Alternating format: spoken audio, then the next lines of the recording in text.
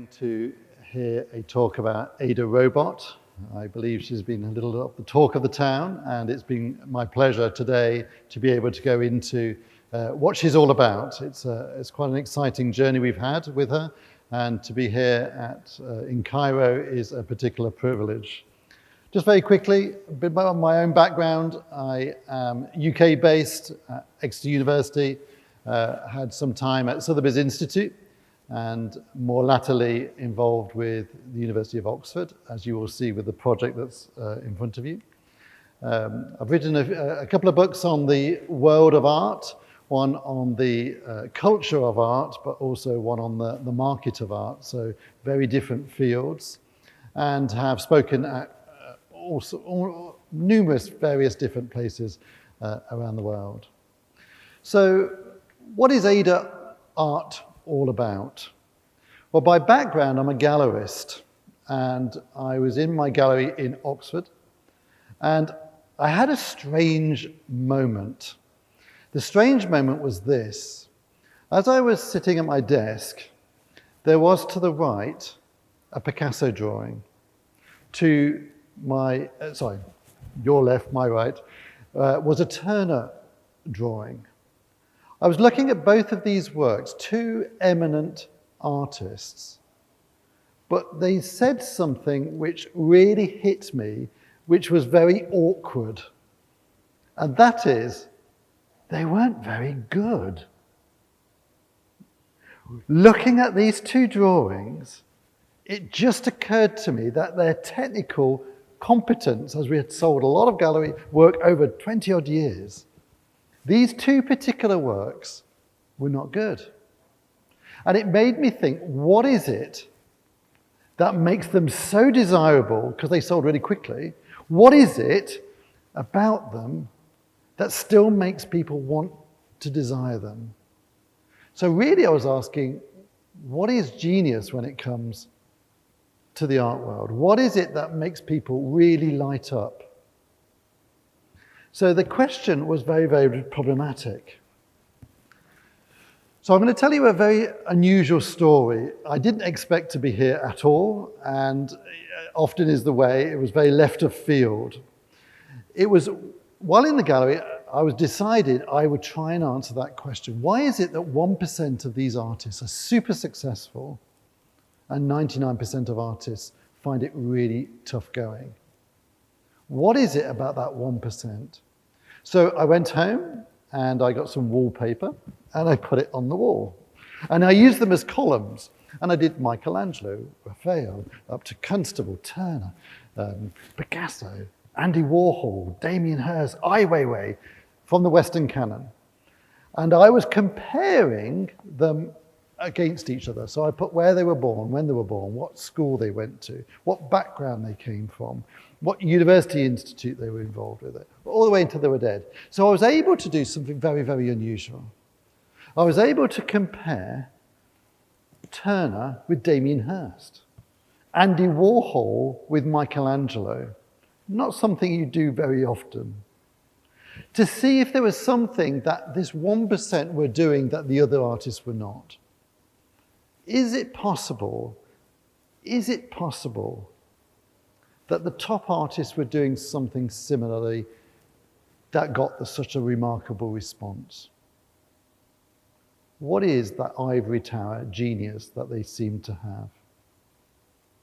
So I looked at the art itself. So on the screen, we've got Monet. Everybody knows Monet. It's an astonishing impressionist period, very impactful. And I realized, of course, the story of Impressionism, it came out of the invention of the camera. Light was caught, the Impressionists were capturing light, and as the camera developed, they were trying to understand this incredible thing called light on surfaces, and Impressionism came about. When it came to Picasso, he was very much aware that the world was changing, that this singular top-down approach wasn't working, eventually ended up, of course, in the First World War. The views on different people fractured. And he caught that very moment as the world was struggling with modernity. We've got Dali and the rise of surrealism because of the work of people like Sigmund Freud and the consciousness and dreamscapes as Dali went into. We've got Warhol in the 50s and 60s who tried to capture the consumerist boom and tried to convey the way that popular pop art was really having its moment because people were obsessed with having these items, these fridges and TVs and all the rest of it that was coming into the homes at that time. Skip along to the 90s and we've got the sensationalism of people like the YBAs and the very fact that Saatchi got involved, who was an advertising guy, makes sense that he was very involved with this instant, very hard impacting emotional work that the YBAs did. And more recently, it's very much international and political. People having different voices heard. Marina Abramovich here on the emancipation of women, Ai Weiwei, and the issues politically with China. So as I was looking at these columns, it was trying to distill what was it that they were doing that was so remarkable that it conveyed and got such a remarkable response. I did everything. I spent night after night scribbling away on the wall, trying to work out what were they doing, what were they doing. And I came down to my partner in 3 months in. I said, it's useless. This is a useless exercise. They're completely maverick. They completely disagree with each other. Tracy Emin is nothing like Michelangelo. Warhol is nothing like Turner. Why would we think they were? I couldn't see anything. Anyway, she rather flippantly said, well, you're asking the wrong questions. After working very hard at it, that's the last thing you want to hear. So what are the right questions? So I started to look at my questions. What was I missing asking? I asked about their backgrounds, I asked about their pedigree, I asked about their education, their social economic situation. There was nothing. Night after night, pushing and pushing. What is it that they were doing? And do you know what? There was a genuine epiphany. I hadn't compared the audiences that were looking at the art. Who was looking at Michelangelo's work? Who was looking at Constable's work? Who was looking at Damien Hirst's work? Who is the audience that was responding? So I compared audience, and the most astonishing epiphany moment happened. Is I realized that the 1% of artists, the top artists in the world, were dealing with the difficult questions of their day, the undercurrents of society. I started looking at Constable, oh my goodness, look at Turner, looking at Michelangelo, started to look at Warhol, started to look at Damien Hirst. My word, they were all doing the same thing. They were having a response because it was already out there into society. So when they would put their works in front of people, the society reacted because it was where they were at. So I suddenly realized, after all these years of academic research, that in actual fact, yes, they do have ivory towers, and yes, they do work away at incredible ideas, absolutely. But I realized the real genius of the top 1% is that they were able to drill in to the zeitgeist, the feeling, the undercurrent of their time. 20 odd years in the gallery, twitch, I was starting to need to move on a little bit and develop my time in the art world. I wondered, is it possible to start looking at the art side? Involved in writing about art, presenting art, done all of those sorts of things. Is it actually possible to be involved in the creative side of it? So I asked another crazy question. If these top artists are dealing with the issues of their day to get the response that they did, is there something that is in the 2020s that is very significant? I've got it. I've got the blueprint. It was really exciting. Not quite. You'll see what I mean. What I realized is that art mirrors society. But as I started to look at the 2020s and ask the questions of this decade, I very, very sadly realized, 22 books in, of the incredible people who are trying to understand where we're going in the world, that actually there's many trends coming through. So how on earth does an artist pick when society is moving in such a complex way? So in this list here, we've got self-driving cars, we've got 3D printing for the masses, dematerialization, solar, digital and cryptocurrencies, the Internet of Things and logistics, AI, data, medical data mining, local energy networks, robotics, space tourism, nanotechnology, all the things that are happening now for the 2020s. So going back to the theory of those columns, of the 1% being involved with the undercurrents, the things that make people feel uncomfortable, what do you do for this decade? So just as I thought I'd understood what these artists were doing and why they were getting such a remarkable response, I suddenly realized it was actually way more complex than that. So what do we do?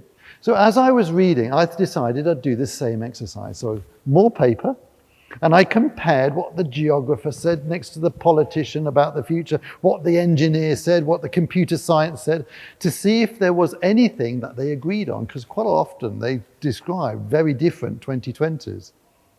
What is it that actually is a commonality to all of them? Do you know what? That was the right question. Because there was actually one thing that all of these different experts said. The 2020s, the most significant impact on the 2020s, that's the thing that's going to affect all societies, was actually artificial intelligence. And then its application in many different ways, including robotics. So this got me thinking for many more months, okay, so society has been morphed by these very big technologies coming through. Where does that put the art world? How does that put a response to what's going in the art world? And it was with that, I was playing with my son, we were playing Lego, and he held up a little figure of a robot. Little did he realize what he was doing. Is it possible? I had no idea, remember I'm art world based. Is it possible to get an AI robot, a robot that really uses algorithms and artificial intelligence to comment and critique where AI is going by doing AI work, utterly authentic to itself as technology? Is it possible to get the voice of technology itself to really to question? And actually, the sad thing about it, the more I started to read about AI, the more worried I got. And in actual fact, it wasn't long that I became deeply concerned about what technology, in actual fact, was doing. So what I needed to do is really get my knowledge base up. I was very fortunate next to Oxford, so I was able to speak to the machine learning department there and talk about AI. Never done that before. It was an amazing experience to talk about what's currently going on in the world of AI and to actually really ask those questions. Very quickly got into this gentleman, Ray Kurzweil. I know he's very controversial. I fully acknowledge that. But I think principally he's still very, very interesting. And he said that he really has taken Moore's law. Moore's law is that technology doubles in power every 8 years. Well, of course, it has done that, and then it doubled every 7 years, and then it's doubled every 5 years, and then it's doubled and 2021, it's doubling every 14 months. Technology, and with these supercomputers just coming in now, it's going to do way more than that. And he said that actually the power of technology is not only going to double considerably over these period of time, we're going to get to a point where actually there's exponential, unlimited power that we can use these algorithms with these databases, vast databases, that will enable us to get insight and pattern recognition in a way that we would never have done before. Coupled that with the undergraduate degrees that have just recently come in to be able to do machine learning. Coupled that with the actual world of AI developing rapidly. We're seeing that actually, my own view is that by 2025, these are going to have serious implications for the morphing of society today. And in actual fact, now I've reread and re-looked at the books that I originally looked at as to understanding the 2020s. I think absolutely the role of technology in our lives is profoundly challenging in these next 10 years. So with my son holding up this little figure of a robot, I thought, do I actually put some metal to this? Do we actually go down and have a look at what this might possibly be? Wisely or unwisely, we said yes. So as a result of that, I spoke to many, many different robotics companies, and all around the world, especially in the Far East. There's an enormous boom in robotics in the Far East. And I could see that robotics was moving in the way that the personal computer was in the 1980s. 1980s, as you know, the computer changed out of all recognition. I'm seeing that same sort of approach and change in the 2020s for robotics. I looked at various other this social bot, Sophia, extraordinary ability to use language models. And then I came into all sorts of different projects. This one in Switzerland where they've spent tens of millions of pounds or dollars really looking at how the brain works.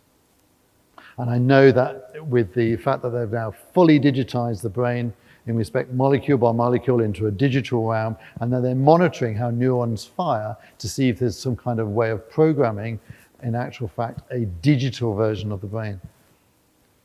And I know there's many other projects, I don't want to name them specifically, but I am very aware that there's some very, very significant projects in looking at how the relationship to brain and head technology is enabling to change up the way that we interact.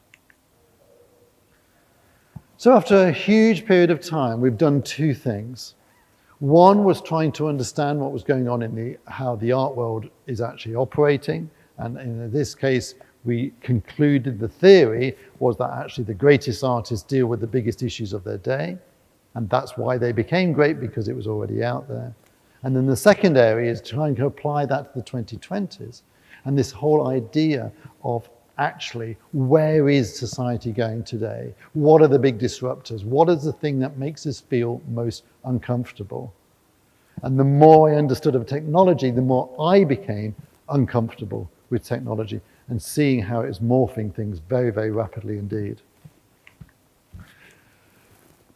So let's take up the mantra. Is it possible? Can we get a robot built? So can you imagine as a person from the art world going into the tech world saying, hello, I'd like us to build an AI robot. You can imagine the response that we got. It was like, really? Okay. Anyway, we were able to get through to some fantastic people, and things really started moving when we worked with Engineered Arts, which is a remarkable robotics company based in Cornwall. And the reason we focused on them is because we realized we needed a lot of contact with the robotics company. Actually, as much as I want to do it far afield, the language barriers and the issues of that, we really needed that intimacy to be able to really explain this very, very unique robot. We then spoke to PhD students, mainly at Oxford, to be able to say, okay, algorithmically, is it possible to be creative? Surely robots just follow programs. How is it possible that a robot can be, is it possible that this word creativity can be anywhere near technology? So those real philosophical and programmatic difficulties we wanted to really grab hold of. So after what I can only describe as the most unpleasant 2 years, we went down enormous numbers of avenues, and we came after dead end after dead end after dead end of difficulty of trying to make algorithms creative. How can a robot do work that is unique every time? How is it possible that they can express themselves? How is it possible that they can be creative? Is it actually a thing? Is it possible? Well, I'm very pleased to say we did it. It was the most painful experience, but we did it. And what that enabled us is I can now present to you AIDA. AIDA, whose name and looks is based on the first computer programmer of all time. Ada Lovelace. Ada Lovelace wrote the very first algorithm in 1843. I did say that right. 1843 was the first computer program. 1825 was the first time the word computer was used. We really did dig into this. And of course, as you all know, Turing took on Ada's work and really then developed it eventually into the Manchester project, which eventually went into the personal computer. And the 40s and 50s, as you know, was an extraordinary period of time in computing. So we really feel that she's continuing on the lineage of this development of understanding technology. We decided that we would, as a team, there was 30 odd people in the end, 15 programmers. It was a mind-blowingly challenging problem to get her to do what we thought an artist should be doing. We looked at how artists moved. We looked at how artists speak and what they talk about and how they move their hands. Is there a way of imitating that in any way? Is it possible to be, all those different challenging questions. And we realized that this was very much a first mover. We realized the sadness for all the people that did the programming is that they had nowhere to go to find examples because there was no examples to follow. It was very, very challenging in that way. We knew that we were at the very beginning of something quite significant.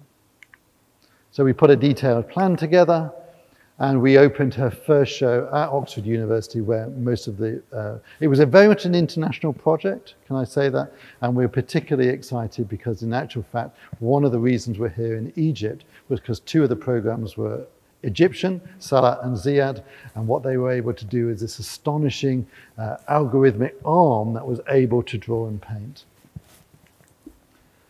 As soon as we opened this show in 2019, AIDA is only 2 years old. The whole world of AIDA completely changed for us. We put this show on, we thought it would be a great first step. We thought it was a small step in just showing her for the first time. We had no idea of the response she would get. She was in over 900 publications for the first show that she placed on. It went onto the television networks, it went to every national paper. It was absolutely overwhelming. And just as we thought we were going to get a rest after a very difficult 2 years, we realized that actually the intensity was going to be ramped up because people wanted to see her. People were very concerned by meeting AIDA. AIDA is very problematic because, of course, robots just deliver things, don't they? Or they do repetitive actions. But creativity, being an artist, that's not right. That's really uncomfortable. That's the human realm. We can't have computers going into the human realm. That would be making us very, very unsettled. Remember what I said right at the beginning was the artists that have the biggest impact are those that are dealing with difficult issues. I would say by that first exhibition, literally a week into that first exhibition, we realized that theory was then now made practice because people were very uncomfortable. The colleges we were in Oxford, the Facebook blew up because they were saying, oh, this can't be creativity. No, that's not right. And of course, then the IT guys and the AI guys then defended and went, no, actually the algorithm is entirely, in fact, we used Professor Margaret Bowden's definition of creativity when they put the algorithms together. Professor Margaret Bowden said it's got to be new, surprising, and of value. So the algorithms were based on everything that AIDA does is new. What she does, we don't quite know what AIDA is going to do at any point. She is literally, we're looking over her shoulder to see what the artwork is. And of value, well, in light of the response that she got in those early days was absolutely astonishing. So we realized that this was a very uncomfortable, people were indeed extremely uncomfortable about technology. And when you look at a robot that looks back at you and then starts talking to you because of the language model, it becomes very, very difficult. Let me quickly show you in pictures. So as soon as we did that first show at Oxford, we then got the inbound traffic of people wanting to see her. So we then had to do quite a lot of travel. We went to Ars Electronica in Austria. We were invited by the Barbican as part of their Wired event. We then went to Tate Modern, to the Tate Exchange for whole look at identity as a robot outside the human identity. It's quite an interesting question. We then went to Abu Dhabi Art. We went to Dubai, to Harper's Bazaar Capsule. And each time we were presenting artwork by AIDA that was questioning and challenging and trying to understand what technology was doing in our lives. There you can see her at the Tate Modern workshop, and then the workshop in Abu Dhabi. So obviously the pandemic then hit. She finished doing a TEDx talk, which was an extraordinary thing. We started to really look at how we've got to the point where we can release this artist robot. She is genuinely doing creative works. And with the pandemic, suddenly all our travel had to stop like everybody else. So what did we do for a year and a half? Well, actually, we went into a major number of projects to develop AIDA's capabilities. And I've got to say, they are now really coming through. So as a result of that, we did an exhibition at the United Nations. We're just about to have a brand new arm for AIDA. It's an extraordinary project, which is very, very exciting to show her capabilities further. She's been asked to be part of the APPG, which is the ethics group of the government, and to actually comment on the role of ethics in AI. And she's actually going to be, she's asked to speak at the House of Lords. I think it's the first time we have a robot speaking at the House of Lords. And then we're going on to had an extraordinary 6 weeks in St. Ives. The reason we did that was, of course, because St. Ives was the location in which some of the greatest artists came together to discuss modernity. And AIDA actually had a time of her life, really, in Ben Nicholson's studio. And to actually be working in the very studio of which some of these amazing ideas came out in the 1930s and 40s was extraordinary. We are then now being asked to do lots and lots of different museum shows. And I've got to say, we're incredibly excited by that, but we always are wanting to do something new. So we've been asked to do a museum show at the Design Museum, at the V&A Museum and the Ashmolean Museum just this year alone. She uses a language model in which she is able to speak. It is an extraordinary thing to speak to a robot and they speak back to you. I would love to show you that now. I'll explain later why we're not doing that now. But an extraordinary thing for AIDA. AIDA was going to actually speak to you today. But it's an extraordinary thing to see and have that interactivity. If you go onto YouTube, there's hundreds of videos on YouTube of AIDA speaking. So you'll be able to see that. We've obviously been approached now by the book world because she can write. She's able to write a book, and so we're talking about the capabilities. At the Design Museum, she actually even designed a font to make sure that you know a robot wrote it. One of the ethical issues we got today with the language models coming through is that we're going to start increasingly seeing our newspapers and internet content written by AI. You need to know that it's going to be written by a non-human. It's a very different experience of reading text when it's from a non-human. The views and the background and the bias and the angle that they will be taking. And so we actually thought ethically it's really important that if there's some kind of signifier that a robot has written text, that's really, really important. Let's go on. So what was the first major show that she did? Well, she had her first museum show at the Design Museum. We worked incredibly hard with the innovation again, and what she did was actually able to look into a mirror and do a self-portrait of herself looking in the mirror. It was the world's first self-portrait done by an ultra-realistic robot artist. And again, the press went crazy for it. In fact, it was over 1,000 publications this time. So we are starting to realize that when AIDA does anything, there's an enormous response. And we're starting to realize that's because people are so ill at ease with where technology, it really is signifying that actually society is well aware of the fact that they're being surveyed, the fact that their emails are being looked at, the fact that we're having this intrusion of technology. You put that in the embodiment of a robot, and then you start to feel really uncomfortable. So these are some of the works that she did. They're actually very large paintings that she were able to do. It did take quite some time to do this layering process to enable to do these self-portraits of herself looking in the mirror. We then went to the V&A Museum, and we were invited as part of the British Design Festival. And we were again looking very closely at what's going on with technology. And we're always asking what's the biggest impact that's going to have on us or in our lives. One thing we realized very quickly, of course, is that next year it's very well announced that the Metaverse is coming. The Metaverse is the next generation 3D internet that is coming. It's going to be headed by people like Facebook and Epic and Sony. They've already put £5 billion into it to be able to create this Metaverse, and it will enable you to wear a headset and walk around the internet. You will be able to go into shops and buy clothes. You'll be able to go to bookshops and buy books. Be able to go and drive around the internet. It's going to be a very extraordinary experience. If you've ever seen Ready Player One, in fact, the myth goes is that Zuckerberg read the book Ready Player One, sent it to all his chief execs and said, we need to make this.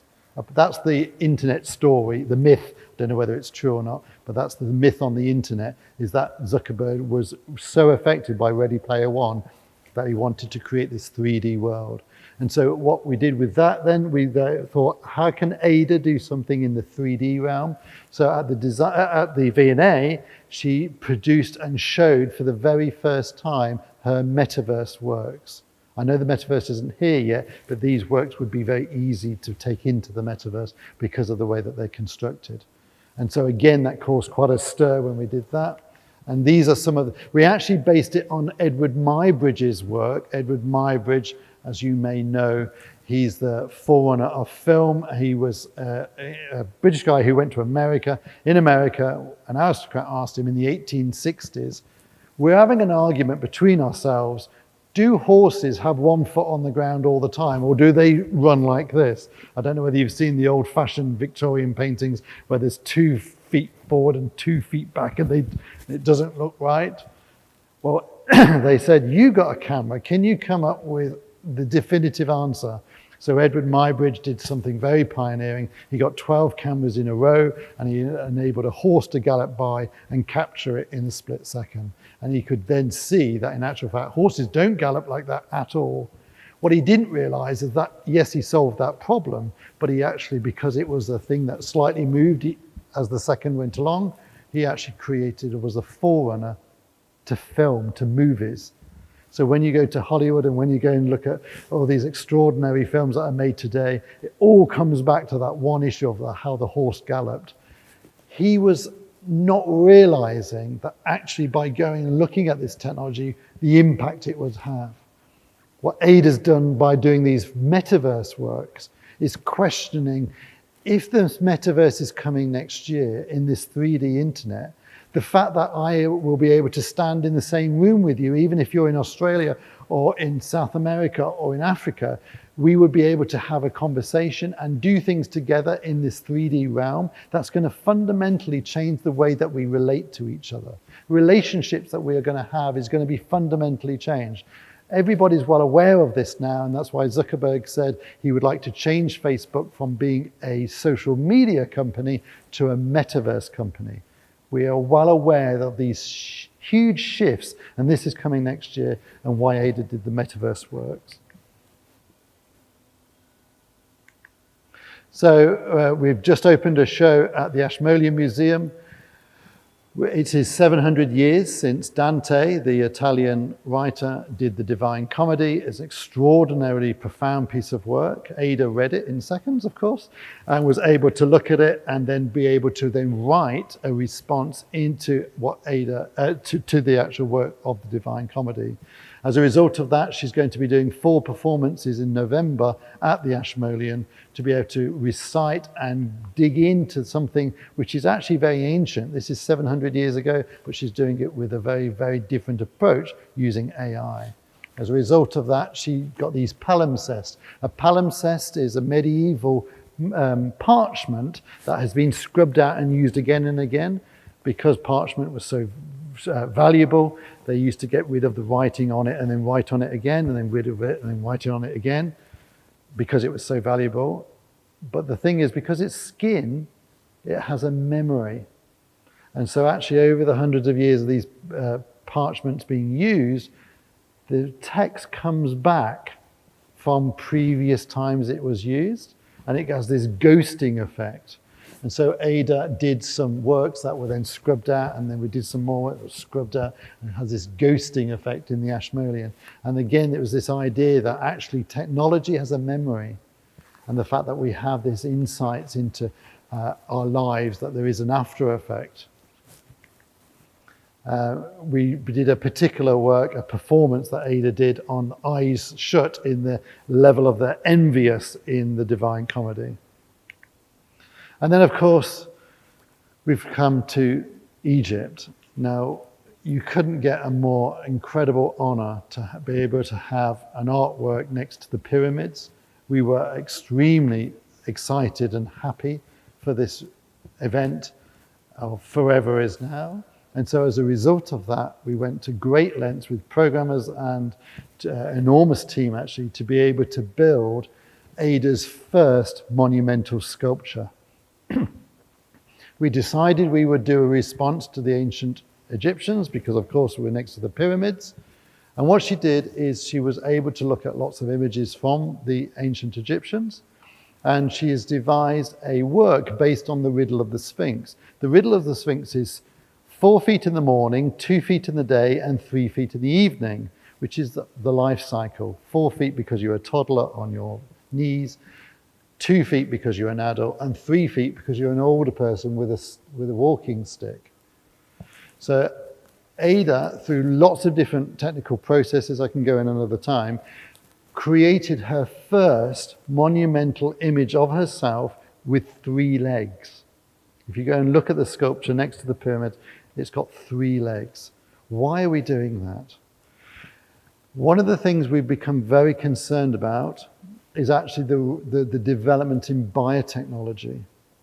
It's probably the most significant area of technology that is moving rapidly, and people are not even aware of it. Things like the CRISPR technology with gene editing, where you can do replacement genes to be able to create, hopefully, heal disease, and that's a really commendable thing. But we're well aware these same technologies, as well as they do so much good, could actually redesign the human. Yuval Harari has done a huge amount of work on this. If you want to watch an astonishing documentary by Harari on the internet, it's called Hacking the Human. And in actual fact, the computers are now understanding the algorithms that run humans. We are actually repetitive animals. We are actually got things part of us that we do over and over. The more I've got to understand AIDA, it's taken me a long time, the more I realize not actually how human she is, because she's very much a machine, but actually how machine-like I am. I didn't realize I was such a creature of many, many different habits psychologically. There are algorithms running. And so as a result of that, of hacking the human, it won't be long that if you go and get the hacking algorithms with the head technology, with the metaverse, can you see where this all could go if there was actually leverage and actually bringing it down? So this first monumental sculpture was to say the ancient Egyptians wanted to have an afterlife, they wanted to mummify themselves, and they've left an astonishing legacy that we all are here to see. The confidence of the ancient Egyptians is very, very obvious. I worry about the confidence we have with our own gene editing, because in actual fact, it has been said, and you can look at on the internet, that actually in the next 10 years, it is extremely likely through biotech that we are going to be living to 130, 140, because of the way that we can construct genes. And so our question with this sort of sculpture is, we may be 5,000 years apart, but as humans, have we really changed? The technology is wildly different, but actually, are we any different? And is that something we desire? Is that something that's actually good for humanity?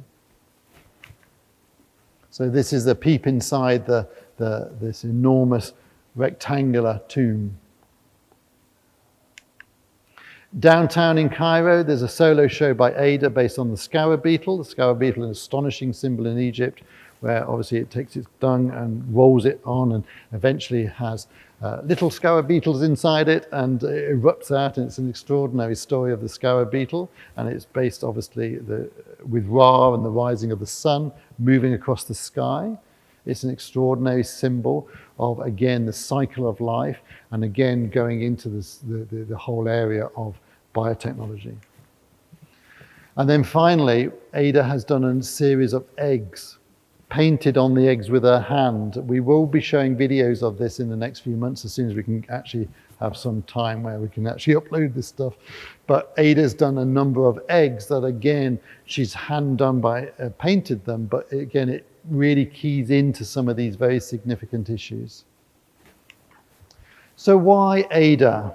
What's that all about? We are, as we're all well aware, by things like the environmental side and Greta Thunberg and all those sorts of issues, and there's an enormous number of things coming through society at the moment. We are actually absolutely in a critical point in history.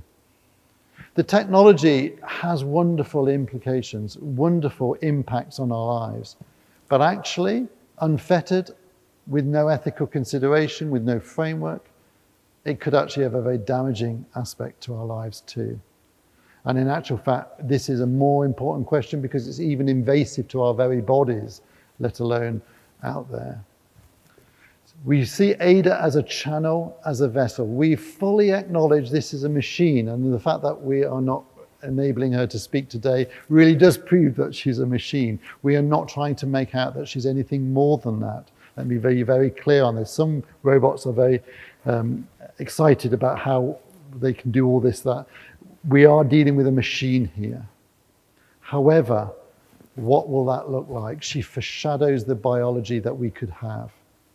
Where does that take us? She foreshadows the future.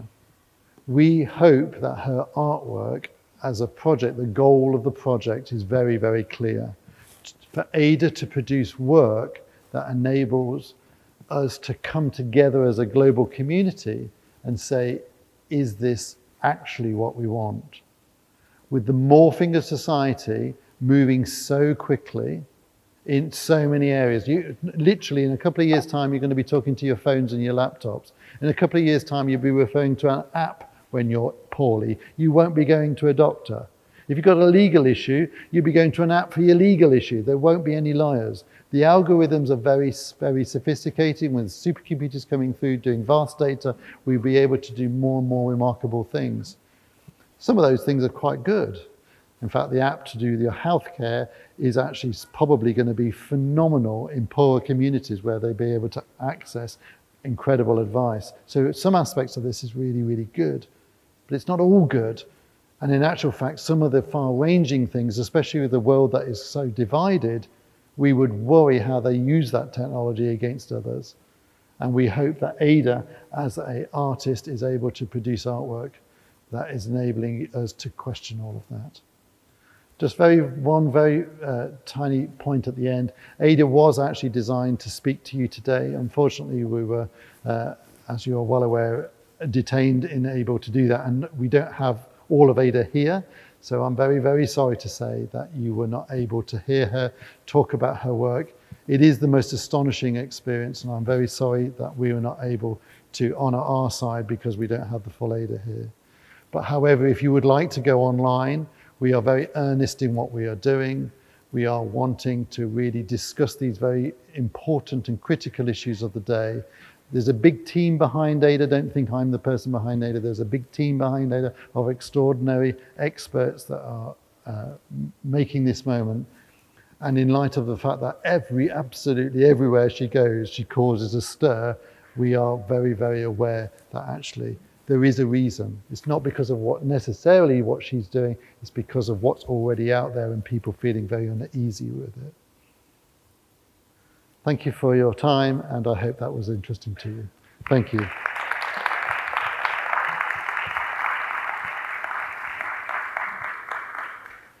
Is there time for questions, or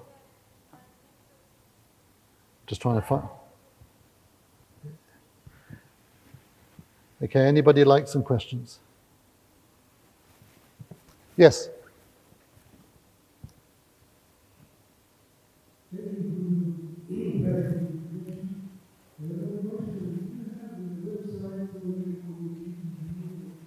Yeah, the 3 museum shows she's currently in is on aidarobot.com. So if you would like to read up the text of actually what the artwork is about, you'll be able to do that by going on her website. Oh, sorry. Okay. It is here. It's literally aidarobot.com. Okay.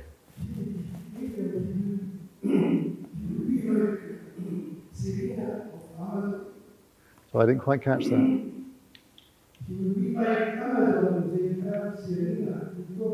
Siri, yes. Siri is going to look very basic in a couple of years' time.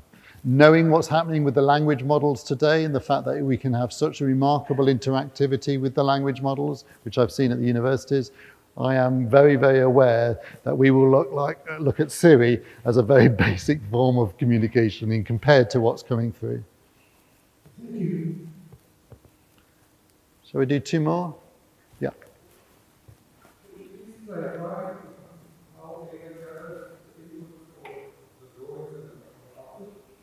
Yeah, nearly everything that AIDA does is through cameras in her eyes. She actually looks at a scene, a person, a landscape, a still life, and that is then taken onto the computer vision, which is then interrogated by the algorithm, which enables her to paint and draw. It really is pioneering, groundbreaking stuff. It's incredibly exciting area, but actually it's a much more serious undertone to the actual artwork that she does. Yeah.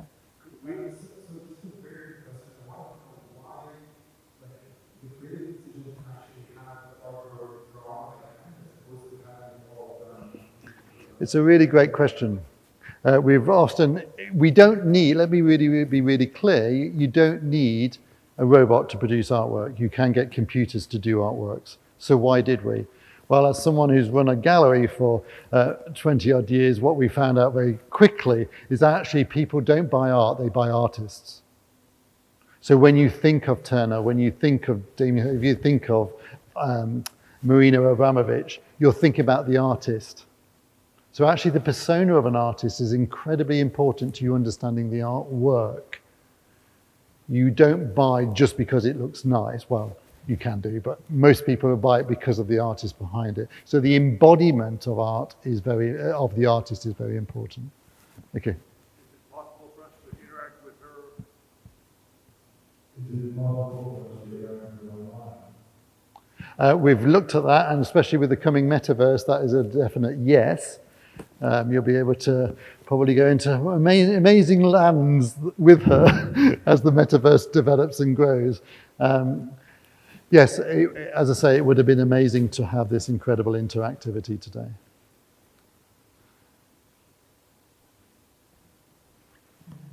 I just wanted to check out if I understood correctly. So you said at one point you can take the drawings and turn them into a sculpture. She does both, actually. That was actually a slightly older video. When we first... There's definitely a collaborative approach. Absolutely. There's no independent robots wandering around this planet. They are...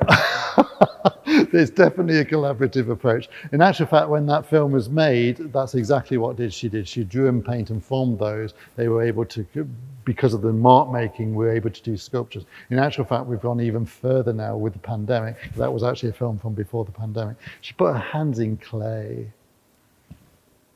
So she's actually able to change and mold now. That's something we're developing. It's still very much in its infancy. But let me be really clear, there's always a collaborative approach.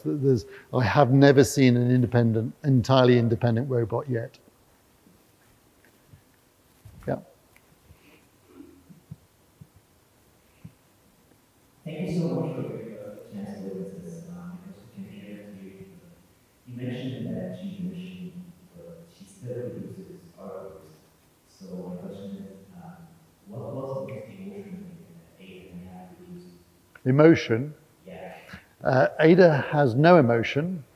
She's not very traumatized. And so as a result of that, she is not having feelings. What we've realized, though, as some of the artworks are very large, especially on the painting side, people's reaction to the paintings is incredibly emotional. We have seen people in tears in front of her works. AIDA did not put that emotion into the work. It's the person's projection that has done that. And in actual fact, if you give you a hint of what's to come, we are very much looking at the fact that humans project enormously. Psychologically, we actually have our own realities individually. And actually, as AIDA going into the metaverse, and you guys going into the metaverse, that's going to be even more so. The world of avatars and the world of identity politics is going to get a whole lot more complex in this next few years, because in actual fact, as Ready Player One has shown you, people take on identities that are nothing like themselves, and they are actually acting out. And again, that brings up enormous issues. If you are going to be constantly interacting with people who you don't know who they are and they're not actually behaving as they would normally do in real life, who are you reacting with, and is this going to create an enormous number of psychological areas to be looking at? And we will start to explore some of that too. And that's quite ironic because we're understanding ourselves more. Yeah, I think actually the more, as I say, the more I've got involved with the robot, the more I've understood myself for sure. They are a very good mirror to ourselves. I'm aware of the time. I look towards the organisers. Thank